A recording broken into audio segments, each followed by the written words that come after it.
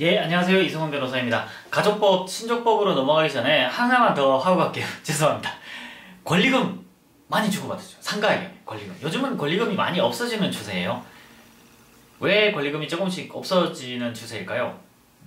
특히 큰 상가들은 모르겠는데 작은 상가들의 경우에는 요즘 장사가 그렇게 잘 안 되잖아요. 불경기가 계속 지속되다 보니까 권리금을 받고 나가는 경우가 점점 줄어들고 있어요. 권리금이 법적으로 인정되는 권리가 아니거든요, 사실. 그것 때문입니다. 내가 빵집을 차렸어요. 빵집을 차렸는데 고객들을 많이 확보하고 이 지역에서 내가 빵집으로서는 거의 최고를 차지하는 빵집이 됐습니다.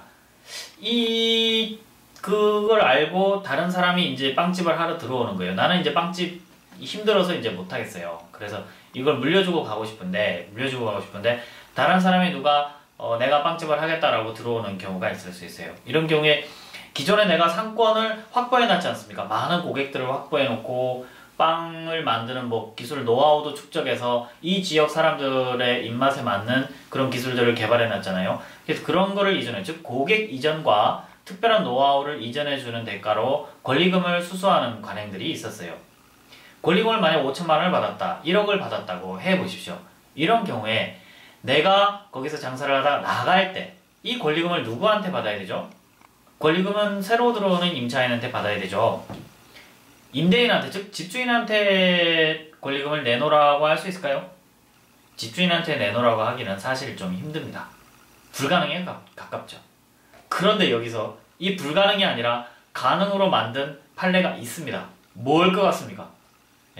집주인이, 즉 건물주가 임대차 기간을 어느 정도 보장해 주겠다라고 약속했는데 임대인의 사정으로 보호를 못 해준 거예요. 예를 들어 찐빵집을 했다. 찐빵집을 했는데 내가 3년 동안 찐빵집을 할 수 있도록 해줄게. 그랬는데 집주인이 이 가게를 팔았다든지 아니면 집주인이 이 건물을 철거하고 새로 지어야 된다든지 이런 경우가 발생하는 경우에요. 그런 경우에는 권리금에 대해서도 손해배상을 해줘야 될 문제가 생길 수 있습니다. 그래서 제 교재에 판례를 하나 실었는데요.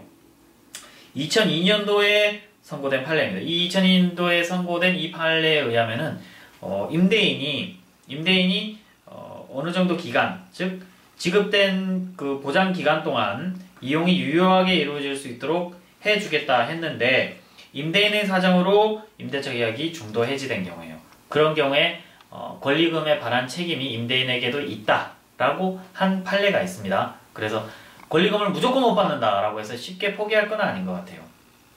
제가 최근에 맡았던 소송 중에 하나도 이 전 임차인이 나한테 이 가게를 넘기면서 권리금을 받아갔어요.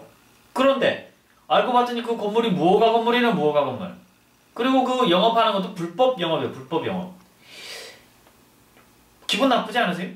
나는 정상적인 가게이고 정상적으로 영업을 할 수 있을 줄 알았는데 그러한 것이 불가능한 거예요. 이걸 어떻게 알게 됐을까요? 구청 공무원이 단속을 나왔거든요.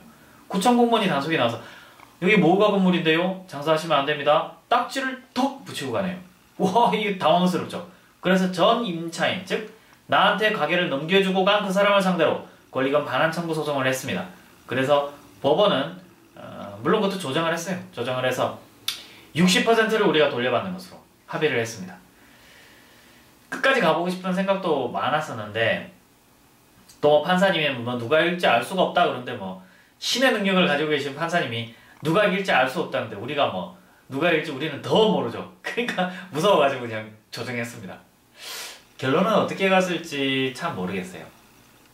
우리가 알고 있는 대법원 판례들 또는 1심, 2심 판례들이 사실은 어떤 신이 정해준 그런 결론은 아닙니다.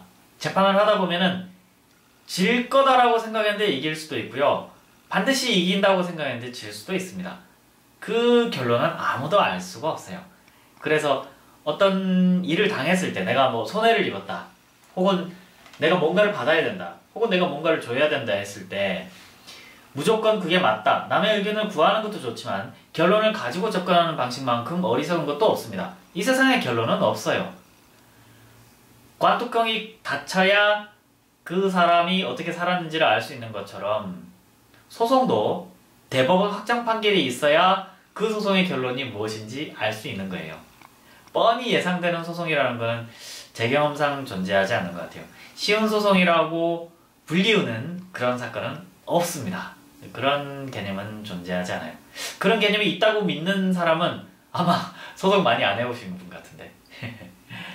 다음 시간에는 진짜 친족법 강의를 하도록 하겠습니다.